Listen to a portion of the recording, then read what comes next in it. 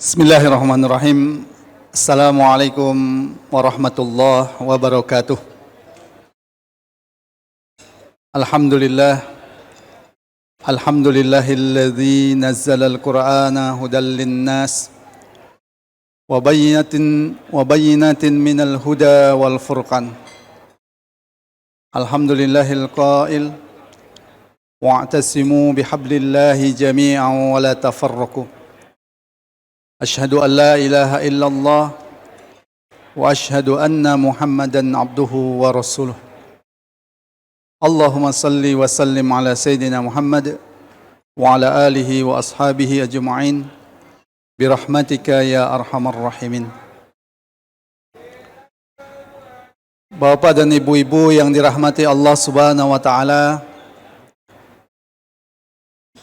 demikian juga keluarga pengantin yang dirahmati Allah, khususan kepada kedua pengantin Zaki dan Tiara, ya. Adalah kebahagiaan pada hari ini semuanya berkumpul dalam menjalankan salah satu sunnah Rasulullah sallallahu alaihi wasallam, yaitu pernikahan. Rasulullah sallallahu alaihi wasallam bersabda, "An-nikahu sunnati." Bahwa pernikahan itu adalah sunnahku. Karena itu dalam Islam pernikahan itu bukan sekedar saling menyayangi. Pernikahan itu bukan sekedar saling berkumpul. Pernikahan itu bukan sekedar untuk menambah keturunan. Tapi yang lebih mendasar lagi, pernikahan itu adalah bagian dari ibadah. Inilah salah satu kunci penting untuk membangun keluarga sakinah, mawaddah, warahmah, yaitu selalu kita mengingat-ingat bahwa pernikahan itu adalah ibadah. Karena itu ibadah, maka Zaki dan Tiara, jadikanlah Islam itu sebagai miqyasul a'mal, sebagai standarnya, sebagai pegangan hidupnya, sebagai pedomannya, sebagai petunjuknya. Ini penting. Karena dengan berpegang teguh pada Islamlah yang akan membawa kepada kita kebahagiaan di dunia maupun di akhirat. Termasuk dalam pernikahan.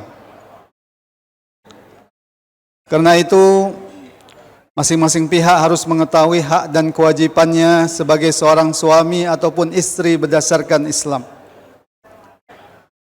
Kalau terjadi perselisihan antara pasangan hidup, kembalilah kepada Islam.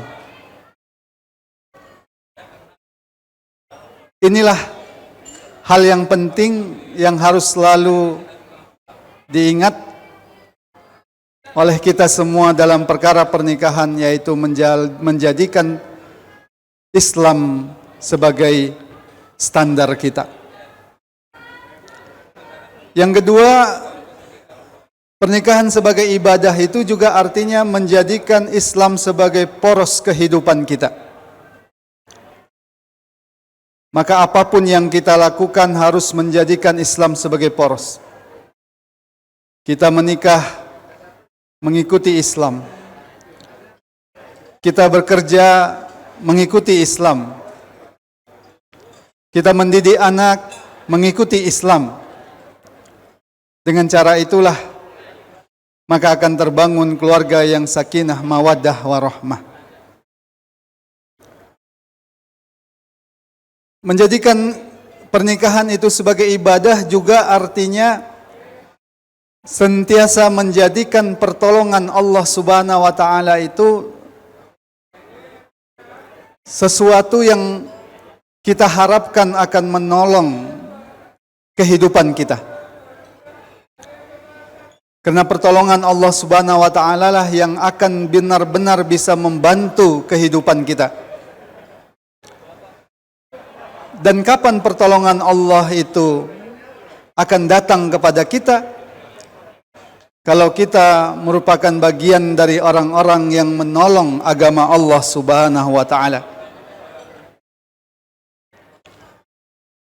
Jadi kunci agar kemudian Allah menolong pernikahan kita, Allah menolong kehidupan kita, Allah menolong kita dalam nafkah kita, Allah menolong kita dalam mendidik anak kita. Jadilah kita penolong-penolong agama Allah Subhanahu wa taala. Ini juga yang mungkin saya pesankan kepada Zaki dan Tiara. Rumah tangga itu harus dibangun menjadi rumah tangga dakwah. Rumah tangga yang dibangun untuk memperkuat dakwah. Memperkuat untuk menolong agama Allah Subhanahu wa taala. Karena dengan cara itulah Allah akan menolong kita. Inilah yang dijelaskan oleh Allah Subhanahu wa taala, ditegaskan oleh Allah Subhanahu wa taala dalam Al-Qur'an. In tansurullaha yansurkum wa yusabbit aqdamakum. Jika kalian menolong agama Allah, maka Allah akan menolong kalian dan Allah akan meneguhkan kedudukan kalian. Ayat ini memang terkait dengan perang. Pertolongan Allah terkait dengan perang. Tapi ayat ini maknanya umum. Bagaimana cara kita mendapatkan pertolongan Allah adalah dengan cara menolong agama Allah Subhanahu wa taala. Dan bagaimana cara kita menolong agama Allah Subhanahu wa taala? Imam As-Sa'di menjelaskan terkait dengan surat Muhammad ayat 7 ini dalam tafsirnya, hadza amrun minhu ta'ala lil mu'minin. Inilah perintah Allah Subhanahu wa taala kepada orang-orang mukmin. Ayyansurullaha, agar orang-orang mukmin itu menolong agama Allah. Dengan cara apa? Bil qiyami bidinihi wa da'wati ilaihi wa jihadi a'daihi. Jadi ada 3 hal untuk menolong agama Allah ini. Pertama, dengan menjalankan agamanya, menegakkan agamanya, menjalankan aturan-aturannya, berpegang teguh pada aturan-aturannya. Yang kedua, wa da'wati ilaihi, mengajak ke jalan Islam. Yang ketiga adalah wa jihadi a'daihi, berjihad untuk melawan musuh-musuh Allah Subhanahu wa taala. Karena itu kalau kita berharap akan turun pertolongan sejati dalam kehidupan rumah tangga kita, tolonglah agama Allah ini. Ya, demikian juga nanti Zaki dan Tiara, agar pertolongan Allah datang kepada kalian, tolong agama Allah ini. Jangan setelah pernikahan malah jauh dari dakwah karena keasikan dengan pasangan hidupnya, atau keasikan mencari nafkah, lupa dakwah. Padahal pasangan hidup itu tidaklah menjamin kita bahagia. Harta itu tidaklah menjamin kita bahagia, tidak. Yang paling menjamin kita bahagia adalah kalau Allah ridho terhadap kita. Dan kapan Allah ridho kepada kita? Kalau kita merupakan bagian dari orang-orang yang menolong agama Allah ini. Akan banyak nanti keajaiban-keajaiban yang akan ditemukan oleh Zaki dan Tiara dalam pernikahan kalau menolong agama Allah. Akan banyak keajaiban-keajaiban. Dan itu secara pribadi banyak dialami oleh mereka-mereka yang memperjuangkan agama Allah ini. Jangan takut tentang rezeki kalau kita menolong agama Allah. Jangan takut istri kita akan membangkang kalau kita menolong agama Allah. Jangan takut suami kita akan selingkuh kalau kita menolong agama Allah. Kuncinya adalah menolong agama Allah. Terakhir, pesan untuk Zaki dan Tiara. Zaki ini juga murid saya di Insan Tama, ya. Jadi pesan dari Bapak itu, perhatikan yang di depan kita, pasangan hidup kita nanti.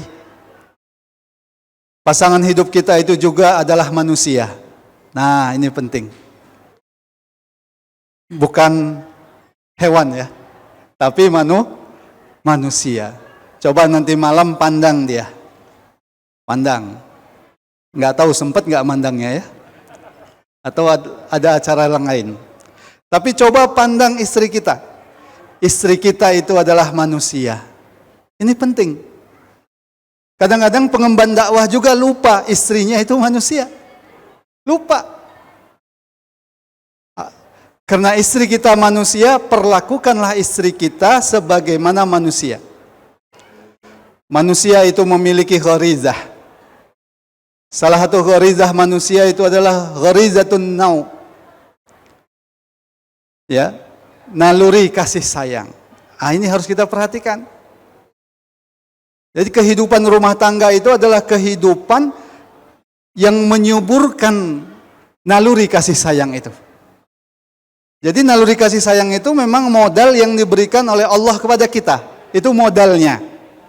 Tapi naluri kasih sayang ini harus disuburkan. Kalau naluri kasih sayang ini tidak disuburkan dalam rumah tangga, maka dia bisa layu, bahkan dia bisa padam. Itulah kadang-kadang yang menjadi awal dari perpecahan dalam rumah tangga. Ketika naluri kasih sayang itu sudah padam, bahkan layu. Karena itu bagaimana cara gampang untuk menumbuh suburkan naluri kasih sayang itu? Islam sebenarnya sudah mencontohkan. Bertemu dengan pasangan hidup, senyumlah. Itu untuk menumbuhkan kasih sayang. Nah, kadang-kadang bapak-bapak ini paling berat. Lebih banyak senyumnya di luar rumah daripada di dalam rumah. Benar nggak Pak? Iya. Padahal senyum itu dimanapun ibadah. Apalagi senyum kepada istri, pasangan hidup kita, itu adalah ibadah. Maka sesulit apapun kita setelah di luar rumah, ketika ketemu istri, senyumlah. Itu akan menumbuhkan kasih sayang.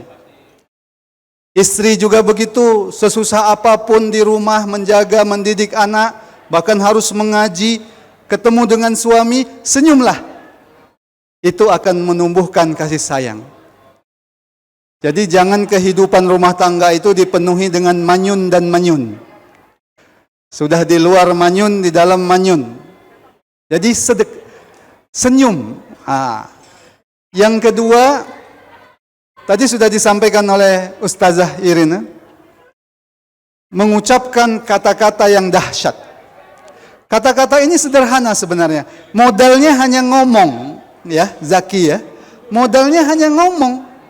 Tapi itu bisa memberikan pengaruh yang luar biasa kepada pasangan hidup. Apa itu? Ucapkan terima kasih. Terima kasih itu nggak sulit. Mengucapkan terima kasih nggak sulit. Ya Ustadz Agus ya. Apa sih sulitnya ngomong terima kasih? Tapi kalau ini kita sampaikan ke pasangan hidup kita, itu kekuatannya luar biasa. Kalau dia memberikan kebaikan pada kita, ucapkan terima kasih. Diberikan kopi, terima kasih. Itu sunnah Rasul kan begitu. Kalau kita mendapatkan kebaikan, ucapkan terima kasih. Syukran, jazakillah, khairan kasiran. Jadi kita mengucapkan terima kasih dan kita membalas berdoa untuk pasangan kita. Semoga Allah memberikan kamu dengan kebaikan yang lebih lagi. Subhanallah. Kadang-kadang bagi pengantin tua, mengucapkan terima kasih ini paling berat. Karena istri sudah dianggap stok lama. Saya yakin kalau baru-baru itu sering mengucapkan terima kasih. Seiring dengan pertambahan usia, seringkali mengucapkan terima kasih ini berat. Padahal dalam Islam, ucapan terima kasih itu di dalamnya ada doa. di mana kita meminta kepada Allah agar memberikan kebaikan yang lebih banyak lagi kepada pasangan hidup kita. Ini kata-kata yang dahsyat dan magic, tapi sering dilupakan. Istri juga begitu. Kalau sudah diberikan rezeki, sudah diberikan nafkah, ucapkanlah terima kasih walaupun sedikit. Ya, walaupun sedikit ucapkan terima kasih. Apa di balik rahasia ucapan terima kasih itu kepada pasangan hidup kita itu? Itu menandakan bahwa kita masih sayang kepadanya. Dan itu sesuatu yang manusiawi. Setiap manusia itu pasti ingin bahwa pasangan hidupnya itu masih sayang kepada dia. Ya, masih sayang. Karena dengan mengucapkan terima kasih, itu menunjukkan bahwa kita itu masih sayang kepada istri kita. Yang kata-kata magic yang kedua itu adalah maaf. Nah, ini juga paling berat. Apalagi kalau diucapkan oleh suami yang sudah merasa melakukan apapun, mencari nafkah suami, bekerja keras suami, tapi mengucapkan maaf sangat berat. Padahal kalau kita salah, ucapkanlah maaf. Hatta kalau kita tidak salah sekalipun, ucapkan maaf juga itu tidak merupakan keburukan. Dalam sebuah pernikahan itu, mengalah bukan berarti kalah. Nah, ini penting juga ini Zaki ya. Mengalah bukan berarti kalah. Istri lagi marah-marah, kita pura-pura diam. Pura-pura aja nggak apa-apa. Kalau kita lawan dengan marah-marah lagi, pecah itu keluarga. Pecah itu rumah tangga. Jadi kalau istri marah, pura-pura aja diam. Sampai dia capek sendiri. Demikian juga suami istri. Kalau ngelihat suaminya marah, coba diam saja. Ya, sampai capek sendiri. Jadi minta maaf itu penting dalam rumah tangga. Yang ketiga adalah kata-kata magic yang penting itu, pujilah istri kita. Pujilah pasangan hidup kita. Nah, ini juga paling berat dilakukan oleh pengantin lama. Kalau pengantin baru masih gampang, Pak ya. Padahal orang barat itu, ini bukan kita ngikuti barat ya. Mereka itu ada kebiasaan mereka itu, tiap pagi itu say with flowers. Benar nggak itu bahasa Inggrisnya? Katakanlah dengan bunga, gitu kan? Ucapkanlah kata-kata cinta. Ini luar biasa nih, mengucapkan pujian, mengucapkan kata-kata cinta itu luar biasa. Ya. Maka kalau kita melihat istri kita pakaiannya bagus, hari itu dia lebih cantik, bilang, jangan diam saja. Wah, pagi ini cantik juga ya. Walaupun sebenarnya biasa-biasa saja. Nggak apa-apa, puji. Kita dapat pahala dengan memuji istri. Istri pun senang. Ya. Suami, istri juga begitu.